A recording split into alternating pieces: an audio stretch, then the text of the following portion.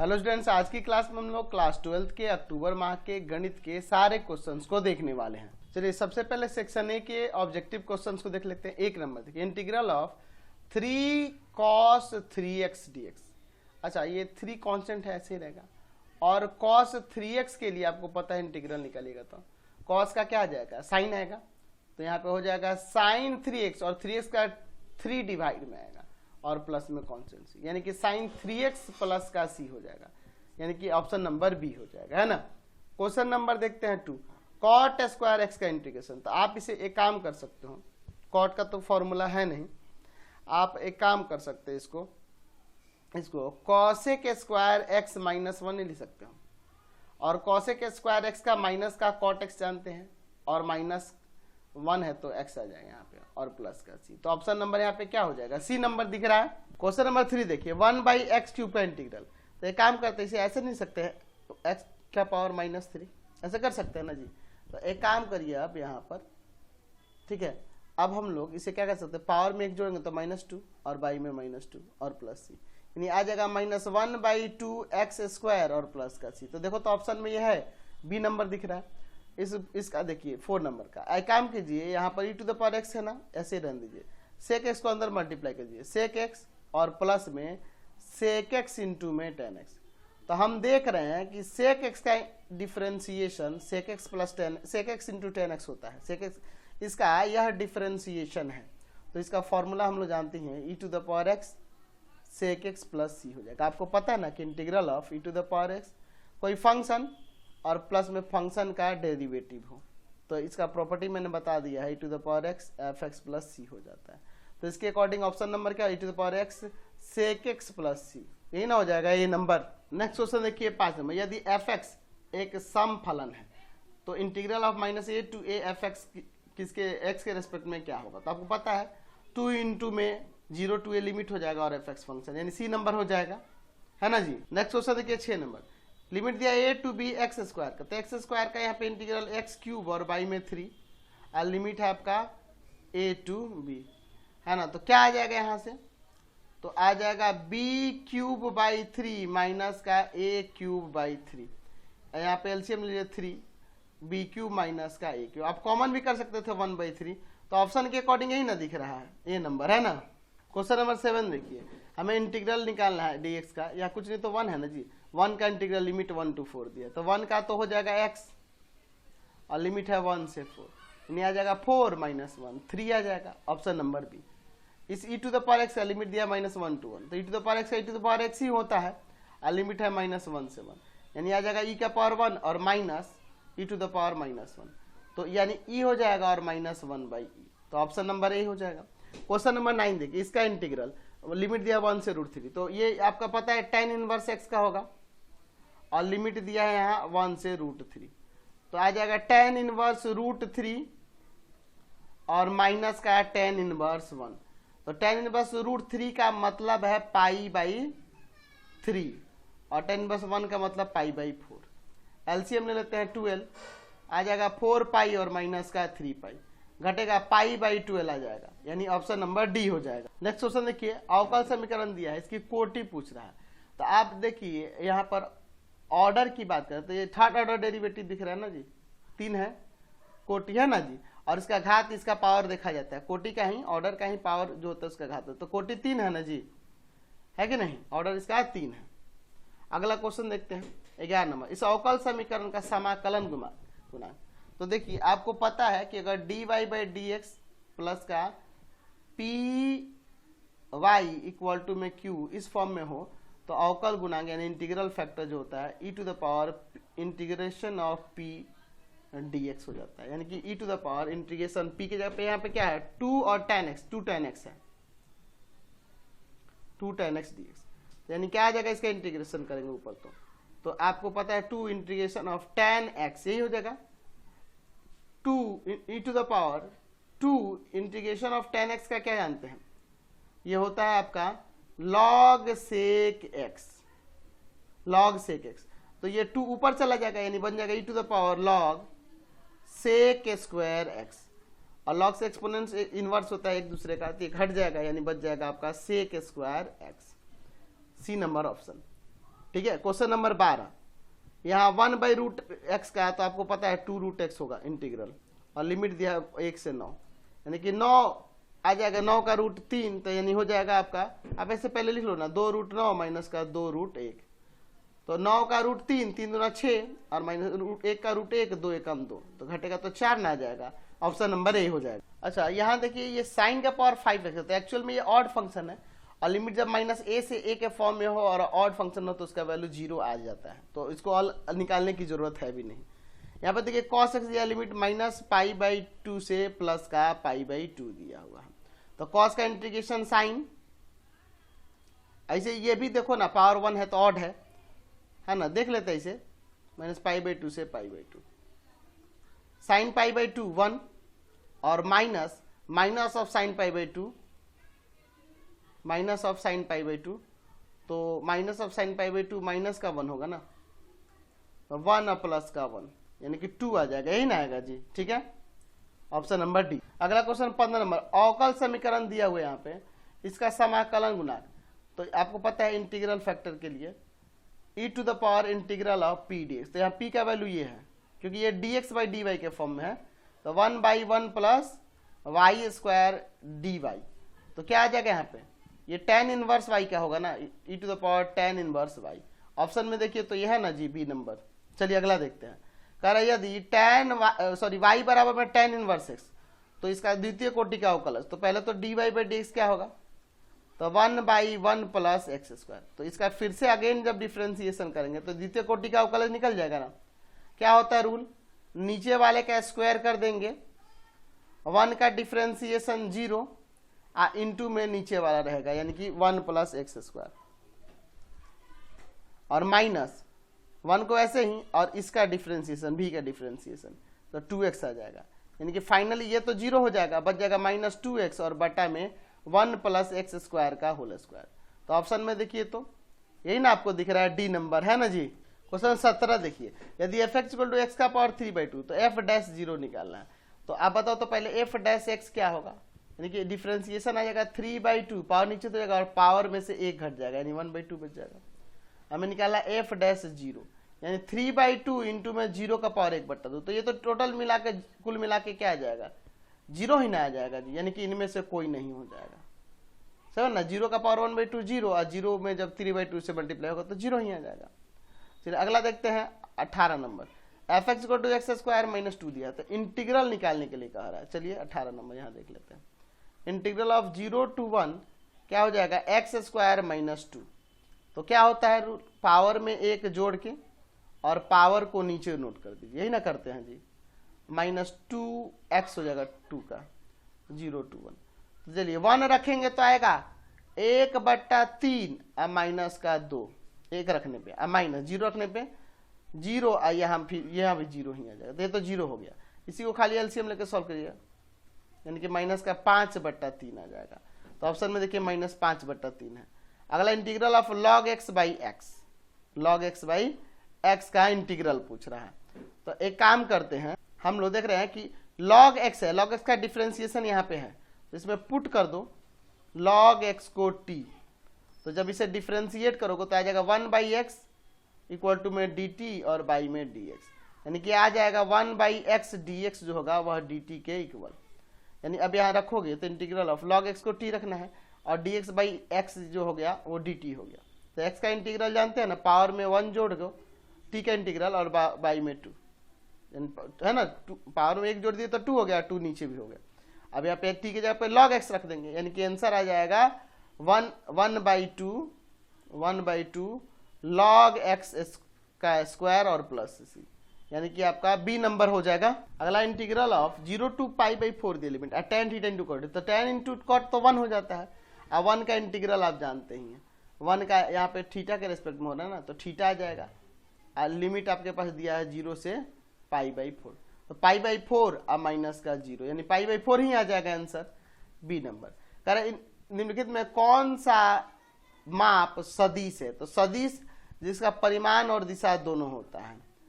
तो ये समय है तो ये नहीं होगा, ये मीटर स्क्वायर क्षेत्रफल होगा, ये भी नहीं है सदिश राशि, अदिश है दोनों, किलोमीटर प्रति घंटा ये चाल है तो ये भी नहीं होगा, 46 मीटर प्रति सेकंड पूरब की ओर। हाँ, इसमें परिमाण और दिशा दोनों भी है, यानी कि डी नंबर हो जाएगा। क्वेश्चन नंबर 22 देखिए, आई और जे का क्रॉस प्रोडक्ट, आई और जे का क्रॉस प्रोडक्ट क्या आ जाएगा, के आ जाएगा ना, वेक्टर के, है ना, आई और जे का वेक्टर के आ जाएगा। क्वेश्चन नंबर 23 देखिए, यहाँ पर इन दोनों का डॉट प्रोडक्ट निकलना है। तो आपको पता है कि सेम के साथ सेम में गुना करेंगे, जे है ना, सेम वेक्टर वाले को तो 1 होता है, अदर के साथ करेंगे तो 0। तो इसमें से इंटू करेंगे तो 6, क्योंकि जे 1 हो जाएगा,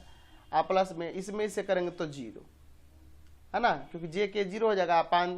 5 दूना 10 में 0 से गुना होगा तो 0 ही आ जाएगा, यानी कि 6 आ जाएगा आंसर। डॉट प्रोडक्ट में सेम वाले के सेम से किया जाता है ना। आपको सिंपल मैंने बता रखा है ना कि जे के साथ जे करोगे तो 1 आएगा, जे के साथ के करोगे तो 0 आएगा, इसलिए 6 आएगा। कह रहा है यदि वेक्टर ए वेक्टर बी पे लंब है तो वेक्टर ए और वेक्टर बी का डॉट प्रोडक्ट क्या हो जाएगा, तो आपको पता है 0 होता है। कह रहा है के और आई का डॉट प्रोडक्ट, तो डॉट प्रोडक्ट है के और आई, तो अदर का होता है तो 0 आता है। इसमें डॉट प्रोडक्ट निकालना है। तो देखो आई वाले के साथ तो है नहीं, जे वाले को जे वाले के साथ करेंगे तो यह क्या आ जाएगा, तो आई वाला, इसमें आई वाला है नहीं, खाली जे वाला तो -6, और के वाला दोनों में है ही नहीं, तो -6 ही आ जाएगा, सी नंबर। कह रहा vector a dot vector b, तो दो वेक्टर का डॉट प्रोडक्ट, तो आपको पता है vector a into vector b का मैग्नीट्यूड, दोनों का मैग्नीट्यूड, और इंटू में कॉस थीटा, यही ना फॉर्मूला होता है बी नंबर, है ना। क्वेश्चन नंबर 28 देखिए, ये वेक्टर दिया हुआ है, कह रहा है इसका मापांक मॉडुलस, तो आपको पता है मॉडुलस निकल के लिए रूट अंडर क्या हो जाएगा, 3 का स्क्वायर प्लस 4 का स्क्वायर और प्लस 5 का स्क्वायर। 3 का स्क्वायर 9, 4 का स्क्वायर 16, 5 का स्क्वायर 25, 25 50 आ जाएगा, रूट 50 यानी कि आ जाएगा 5√2, ऑप्शन नंबर बी हो जाएगा। क्वेश्चन में कह रहा है 29 कि यदि वेक्टर ए वेक्टर बी के पैरेलल है तो वेक्टर ए और वेक्टर बी का क्रॉस प्रोडक्ट किसके बराबर होगा, तो आपको पता है कि ये एक शून्य वेक्टर आ जाएगा, 0 वेक्टर, शून्य नहीं होगा, 0 वेक्टर हो जाएगा। ठीक है, अगला देखिए क्वेश्चन। अब देखिए vector I dot J cross के, तो आपको देखो आई वेक्टर है और डॉट है, तो जे और के क्या होता है, जे और के का dot product cross product I आ जाएगा, आई वेक्टर, और आई वेक्टर में आई वेक्टर का डॉट प्रोडक्ट 1 हो जाता है, यानी कि बी नंबर हो जाएगा, है ना। तो नेक्स्ट देखिए, सेक्शन बी में 1 से 10 तक क्वेश्चन दिए गए हैं, लघुत्तर ये चलिए देखते हैं। पहला, यदि y बराबर में a sin x plus b cos x, तो हमें d² y by dx² plus y का मान निकालना है। हमारे पास y कोट में क्या दिया है, a sin x प्लस में b cos x। चलिए डिफरेंशिएट करते हैं विथ रेस्पेक्ट टू x, तो यहां से dy बाई dx क्या आएगा, a साइन का हो जाएगा cos और cos का माइनस साइन। ठीक है, अगेन डिफरेंशिएट करते हैं, again differentiating with respect to x, तो यहां से द्वितीय कोटि का अवकलज d² y by dx², a cos का माइनस साइन और साइन का यहाँ cos हो जाएगा। ठीक है, हमें क्या किसका मान निकालना है, हमें द्वितीय कोटि के अवकलज और प्लस y का मान, तो इसका भी हमने निकाला -a sin x माइनस का b cos x, और प्लस y का वैल्यू है a sin x और प्लस का b cos x, तो ये दोनों कट जाएंगे ना, तो मान क्या आ जाएगा 0, है ना जी। क्वेश्चन नंबर 2 देखिए, सिद्ध करना है कि ये दोनों सदिश जो है ना परस्पर लंब है। एक काम कर लेते हैं, मान लेते हैं कि एक है वेक्टर ए जो दिया है 2i vector minus 3j vector plus का 5k वेक्टर, और वेक्टर बी बराबर में दिया हुआ है, तथा लगा देते हैं, दोनों मान लिए हमने, i वेक्टर माइनस का j वेक्टर, है ना, और माइनस का k वेक्टर। ठीक है, इस तरह से ये दिया हुआ है। हमें क्या करना है, इनका डॉट प्रोडक्ट निकालना पड़ेगा, अगर डॉट प्रोडक्ट 0 आ गया तो हो जाएगा। तो dot product 2i vector minus का 3j वेक्टर प्लस का 5k वेक्टर, है ना, और फिर डॉट i वेक्टर माइनस का j वेक्टर और माइनस का k वेक्टर। क्या आएगा डॉट प्रोडक्ट, देखिए तो 2 माइनस माइनस प्लस का 3 और माइनस का 5, 0 आ रहा है ना, तो हम देख रहे हैं वेक्टर ए वेक्टर बी का डॉट प्रोडक्ट 0 है, इसलिए वेक्टर लंब ए है वेक्टर बी पर लंब है, परस्पर लंब है। समझ गए, साबित हो गया। क्वेश्चन 3 नंबर देखते हैं, इसकी सांद्रता की जांच करनी है, तो हम लोग इसका लेते हैं पहले left hand limit x tends to -3 power में माइनस और function fx, limit x tends to -3 power में माइनस, fx क्या है 5x -3, ठीक। लिमिट में चेंज कर देते हैं, h टेंस टू 0, चूंकि लेफ्ट हैंड लिमिट है तो आ जाएगा यहाँ पे माइनस का 3 माइनस h,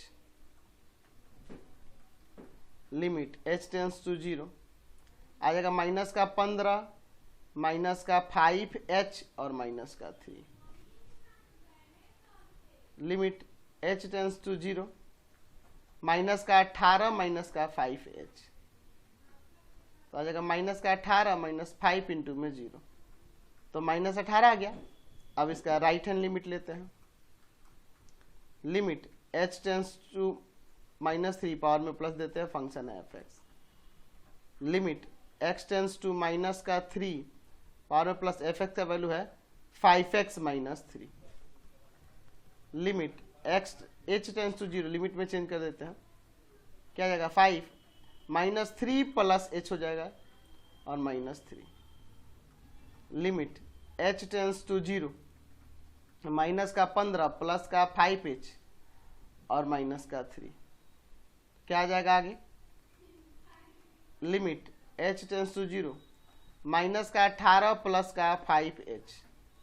यानी माइनस का 18 और प्लस का 5 इंटू में 0, तो माइनस का 18 ये भी आ जाएगा।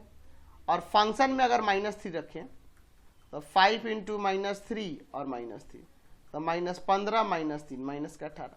तो हम क्या देख रहे हैं, इसलिए कह सकते हैं कि x बराबर -3 पर fx इक्वल टू 5x -3 संतत है, संतत है। क्यों संतत है, तो ऊपर हम यहां लिख सकते थे कि लिमिट हम देख रहे हैं लेफ्ट हैंड वाला, राइट हैंड वाला है ना, और फंक्शन का वैल्यू तीनों बराबर है, इसलिए ये संतत है ना। नेक्स्ट क्वेश्चन देखते हैं, क्वेश्चन नंबर यहाँ पे 4 कह रहा है कि x² माइनस वाई बराबर में 2π, तो dy बाई dx निकालना। चलिए डिफ्रेंशिएट करते हैं विथ रेस्पेक्ट टू x, तो x² का 2x, y का dy बाई dx, ये कांस्टेंट है तो 0, यहाँ फाइनली dy बाई dx का वैल्यू क्या आ गया 2x आ गया। चलते हैं नेक्स्ट क्वेश्चन पे। नेक्स्ट क्वेश्चन देखिए 5 number, integral of dx by में 1 प्लस cos x है। एक काम करते हैं, आप इसे 1 बाई 1 प्लस cos x लिख सकते हैं और अंश और हर में गुना कर देते हैं 1 माइनस cos x से, ऊपर भी और नीचे भी। ऊपर जब गुना करेंगे 1 से तो 1 माइनस cos x ही होगा, और नीचे प्लस में माइनस में, तो 1 का स्क्वायर माइनस का cos स्क्वायर x नहीं हो जाएगा, 1 का स्क्वायर तो 1 ही होगा और cos स्क्वायर x cos, तो 1 minus cos square x sine square x हो जाएगा कि नहीं। अलग अलग भाग कर दिए, 1 बाई में साइन स्क्वायर x का इंटीग्रल और फिर माइनस cos x बाई में साइन स्क्वायर x का इंटीग्रल, तो ये बन जाएगा cosec स्क्वायर x, और माइनस में यहाँ पे देखिए एक cos साइन ऊपर जाएगा तो cosec, एक cos बाई साइन कॉट हो जाएगा, तो cosec स्क्वायर x का क्या हो जाएगा, cosec स्क्वायर x का माइनस का cot x माइनस, और cosec x minus cot x का माइनस का cosec x और प्लस c, यानी कि फाइनली ये आपका आ जाएगा माइनस का cot x और प्लस का cosec x प्लस c, ये आपका आंसर हो जाएगा। नेक्स्ट क्वेश्चन देखिए 6 नंबर, यहाँ पे 3 वेक्टर दिए, इनका योग निकालना है। हम लोग इनको मान लेते हैं ABC, माना है वेक्टर a, दिया है i वेक्टर माइनस का 2j वेक्टर प्लस का 3k vector, b vector equal to में मान लेते हैं हम लोग 2i वेक्टर माइनस का 6j वेक्टर और माइनस का 7k वेक्टर, और फिर यहाँ पे हम लोग c वेक्टर इक्वल टू में मान लेते हैं माइनस का 4i वेक्टर प्लस का 6j वेक्टर और प्लस का 9k वेक्टर। तो हमें निकालना है तीनों का योग, तीनों सदिशों का योग, यानी कि i वेक्टर माइनस का 2j वेक्टर प्लस का 3k vector plus 2i vector minus का 6j वेक्टर माइनस का 7k वेक्टर प्लस में माइनस का 4i वेक्टर प्लस का 6j वेक्टर और प्लस का 9k वेक्टर। हमें क्या करना होगा, आई वाले के साथ आई वाले को, जे के साथ जे को, के वाले के साथ में, तो 1 2 3 दो 3 में से ये माइनस का 4 है तो माइनस का आई वेक्टर हो जाएगा। अब देखिए जे वाले को देखिए, ये माइनस का है, ये माइनस का, देखो ये माइनस प्लस कट जाएगा, ये देखो प्लस माइनस में 6 6 हट जाएगा, केवल ही ना बच जाएगा माइनस का 2j। के वाले में देखिए ये 9 है इधर, ये भी प्लस का 9 3 12, 12 में से 7 गया 5, प्लस का 5 के वेक्टर हो जाएगा, यानी कि माइनस का आई वेक्टर, माइनस का 2j वेक्टर और प्लस का 5 के वेक्टर आंसर हो गया। यहाँ कह रहा है कि इन दोनों सदिशों का सदिश गुणनफल निकालना है, इन दोनों का सदिश गुणनफल। तो एक को मान लेते हैं ए वेक्टर जो कि है 5i वेक्टर प्लस का जे वेक्टर और माइनस का 3k वेक्टर। वी वेक्टर जो है 3i वेक्टर माइनस का 4j वेक्टर और प्लस का 7k वेक्टर। तो आपको मैंने बता रखा है इनके क्रॉस प्रोडक्ट के लिए, वेक्टर ए और वेक्टर बी का क्रॉस प्रोडक्ट जो होगा आपको क्या करना होगा, आई वेक्टर जे वेक्टर के वेक्टर ऐसे लिख देना है और इनके नीचे इनके गुणांकों को ले लेंगे, यानी कि ये 5 1 -3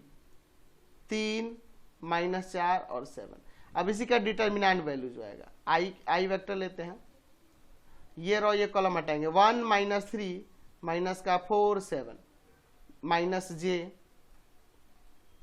ये रो ये कॉलम हटाएंगे, 5 -3 3 और 7 प्लस का के वेक्टर 5 1 3 माइनस, ऐसे ना निकालते हैं। आई वेक्टर यहां पे अंदर क्या आ जाएगा देखो तो 7 और माइनस का 7 4 3 12, ठीक है, माइनस का जे वेक्टर और ना देखिए 5 7 35 और प्लस का 3 3 9, ठीक है, प्लस का के वेक्टर अंदर क्या आ जाएगा माइनस का 20 और माइनस का 3, इनके फाइनली हो जाएगा माइनस का 5i वेक्टर माइनस का यहां पर कितना आ जाएगा जी 44j वेक्टर और प्लस माइनस माइनस से होगा, माइनस का कितना आ जाएगा 23 के वेक्टर। यही आपका क्रॉस प्रोडक्ट आ जाएगा, वेक्टर प्रोडक्ट आ जाएगा। नेक्स्ट क्वेश्चन देखिए, इसका मान निकालना है, हमें इंटीग्रल निकालना है। 0 to π/4 लिमिट दिया है tan स्क्वायर एक्स का, तो tan स्क्वायर एक्स के लिए तो कोई फॉर्मूला है नहीं इंटीग्रल में, एक काम करते हैं इसे सेक में बदल लेते हैं, तो हो जाएगा ये सेक स्क्वायर एक्स -1, तो सेक स्क्वायर एक्स का हो जाता है आपका पता है कि tan x और 1 का x, और लिमिट दिया है 0 to π/4, यानी कि आ जाएगा tan π/4 माइनस का π/4, π/4 रखने पे 0 रखने पे tan 0 माइनस का 0, तो यहां देखिए tan π/4 1 होता है, आप माइनस का π/4 tan 0 0 ये सब 0 हो जाएगा, यानी कि आ जाएगा 1 माइनस का π/4 आंसर हो जाएगा। नेक्स्ट क्वेश्चन हमें इंटीग्रल निकालना है, लिमिट दिया 0 से 16 x का पावर 3/4 dx, पावर में एक जोड़ के पावर को नीचे उतारना है, यानी x का पावर एक जोड़ेंगे तो 7/4 हो जाएगा और बटा में 7/4, लिमिट दिया है 0 to 16। अच्छा, यानी कि हो जाएगा ये 4/7, ठीक है, और x का पावर 7/4, 0 से 16 है, तो 4/7 16 का पावर 7/4 माइनस 4/7 0 का पावर 7/4, तो ये तो पूरा 0 हो जाएगा। यहां देखिए 4/7, यहां पे ध्यान से देखिएगा 16 है ना, तो इसको 2 का पावर 4 कर दो, अब पावर में 7/4 है, ये कट जाएगा, अब -0। 2 का पावर 7 की बात करेंगे तो 2 का पावर 7 कितना आ जाएगा जी 128, 128 में 4 से गुना कर देंगे, तो 128 में 4 से गुना करें तो 512 आ जाएगा, है ना जी, तो यानी आ जाएगा ये 512/7, ये आपका आंसर हो जाएगा। नेक्स्ट क्वेश्चन देखिए 10 नंबर, इंटीग्रल ऑफ निकालना है किसका जी, तो दिया है लिमिट 0 से 1 और यहाँ पे 1/√3x + 2 दिया हुआ है। एक काम करते हैं 3 से भाग और 3 से गुना करते हैं, ऐसा क्यों कर रहे देखिए अभी पता चल जाएगा। रूट के अंडर में 3x + 2 है, इसका डिफरेंशिएशन 3 होगा कि नहीं होगा ना, तो आप पढ़े इंटीग्रल में कि आप ऊपर f' हो और नीचे रूट अंडर एफ एक्स हो, तो इसका इंटीग्रल हो जाता है 2 रूट एफ एक्स और प्लस सी, यानी यहाँ पे आ जाएगा 1/3, चूंकि डिफिनिट इंटीग्रल है तो सी तो लगेगा नहीं, 0 to 1 2 root under 3x plus का 2। चलिए अब पुट कर देते हैं 1/3, पहले 1 रखेंगे ना, तो 2 रूट अंडर, देखो 1 रखेंगे तो 3 एकम 3 और 3 2 5, यानी 2 रूट 5 माइनस 2 रूट 0 रखेंगे तो ये 0 2 बच जाएगा, यानी आ जाएगा 2 कॉमन कर लो तो 2/3 रूट 5 माइनस का रूट 2, यही आपका आंसर हो जाएगा। चलिए अब दीर्घ उत्तरीय प्रश्न में देखिए, लॉन्ग क्वेश्चन दिया, पहला क्वेश्चन 11 नंबर से देखते हैं। हमें यहाँ पे इंटीग्रल इसका निकालना, तो हम लोग इसे मान लेते हैं कि i बराबर में इंटीग्रल दिया, लिमिट है 0 से π/2 root under cos x, by में root under cos x plus का रूट अंडर साइन एक्स। एक प्रॉपर्टी हम पढ़े हैं 0 to a f x, क्या होता है, limit 0 to a f a minus x D x के इक्वल होता है। तो इसके अकॉर्डिंग i इक्वल टू में हो जाएगा 0 to π/2, इसको समीकरण 1 मान लेते हैं, root under cos π/2 minus x, by में root under cos π/2 minus x plus में root under sine π/2 minus x. ठीक है, अब देखिए यहाँ पे क्या हो जाएगा, यहाँ पर i इक्वल टू में हो जाएगा 0 to π/2, ये root under cos 90 minus theta sine हो जाएगा, साइन एक्स, नीचे रूट अंडर साइन एक्स और प्लस में रूट अंडर कॉस एक्स। अब इन दोनों को जोड़ देते हैं, समीकरण 1 तथा 2 को जोड़ने पर, है ना, इन दोनों को जोड़ते हैं। चलिए तो जोड़िएगा तो क्या हो जाएगा, यहां से 2i इक्वल टू में 0 to π/2, ऊपर आ जाएगा यहाँ पे root under cos x plus का रूट अंडर साइन एक्स जोड़ रहे हैं, और नीचे भी आ जाएगा root under cos x plus का root under sine x dx, यहाँ dx छूट गया है। ठीक है, तो यानी ये कट के 1 हो जाएगा ना पूरा, तो 2i 1 का इंटीग्रल x और लिमिट है 0 से π/2, तो 2i इक्वल टू में हो जाएगा π/2 माइनस 0, यानी आ जाएगा i इक्वल टू में π/4, तो हमारा इंटीग्रल हो गया π/4। समझ गए। नेक्स्ट क्वेश्चन देखिए, वेक्टर ए वेक्टर बी दिया है, तो इनके बीच की कोजेया निकालना है, कोसाइन निकालना है। तो वेक्टर ए बराबर में दिया है 3i वेक्टर प्लस का 2j वेक्टर माइनस का k vector, b vector equal to में दिया है माइनस का 2i वेक्टर माइनस का 3j वेक्टर और प्लस का k वेक्टर। दोनों बिट की कोजेया के लिए हम लोग जानते हैं कि cos थीटा इक्वल टू में होता है दोनों का डॉट प्रोडक्ट और बटा में दोनों का मैग्नीट्यूड। ठीक है, तो पहले इनका डॉट प्रोडक्ट देखिए, vector a dot vector b, तो डॉट प्रोडक्ट के लिए 3 × -2 -6 प्लस का 2 3 जा -6 यहाँ होगा और ये माइनस का 1, यानी आ जाएगा माइनस का 13। वेक्टर ए का मैग्नीट्यूड तो रूट अंडर 3 का स्क्वायर प्लस 2 का स्क्वायर प्लस में -1 का स्क्वायर, यानी 9 प्लस का 4 प्लस का 1, तो रूट 14 हो जाएगा। और वेक्टर v का मैग्नीट्यूड -2 का स्क्वायर प्लस में -3 का स्क्वायर और प्लस में 1 का स्क्वायर, तो यहाँ पर 4 9 1, ये भी रूट अंडर 14, तो डॉट प्रोडक्ट -13 आइए रूट 14 इंटू में रूट 14, तो 14 हो जाएगा, यानी कि माइनस का 13/14 यहाँ पर कोजेया निकल गया, है ना, कोसाइन निकल गया। समझ गए। यानी चाहो तो अभ्यास लिख सकते हो कि थीटा बराबर में कॉस इनवर्स माइनस का 13/14। समझ गए। नेक्स्ट क्वेश्चन देखिए, इसका हल ज्ञात करना है। x dy/dx माइनस का y इक्वल टू में 2x² y दिया, इसको उधर ले जाते हैं, तो यहाँ से x dy/dx बराबर में हो जाएगा 2x² y माइनस y, यहाँ से y कॉमन कर लेते हैं, तो x dy/dx इक्वल टू में हो जाएगा y इंटू में 2x² माइनस 1, इस x को डिवाइड में ले जाते हैं, तो dy/dx इक्वल टू में हो जाएगा y इंटू में 2x² माइनस 1 और y में x, अलग अलग डिवाइड करते हैं और y को इधर लेके आते हैं, तो हो जाएगा dy/y इधर अलग अलग डिवाइड करेंगे तो आ जाएगा 2x² by x minus 1 by x, और ये dx भी इधर ला देते हैं। वेरिएबल सेपरेशन मेथड से हम लोग इसको बनाएंगे। यहाँ हो जाएगा 2x माइनस का 1 बाई एक्स dx। इंटीग्रेट कर देते हैं, इंटीग्रेटिंग बोथ साइड, है ना, बोथ साइड इंटीग्रेट करते हैं। तो integral of dy by y और इंटीग्रल ऑफ 2x माइनस का 1 बाई एक्स dx। तो यहां हो जाएगा log y इक्वल टू में 2x² बाई 2 माइनस का log x और प्लस में c। log x इधर आ जाएगा तो प्लस का हो जाएगा, तो log x plus log y equal to में ये 2 से 2 कट गया x² प्लस c, ये इंटू में चला जाएगा ना, यानी हो जाएगा log x into y equal to में x² प्लस c। ये आंसर छोड़ दो, या आप x इंटू वाई को तुम लिख सकते हैं e to the power x² plus c। तो आप इसे लिख सकते हैं xy इक्वल टू में e टू द पावर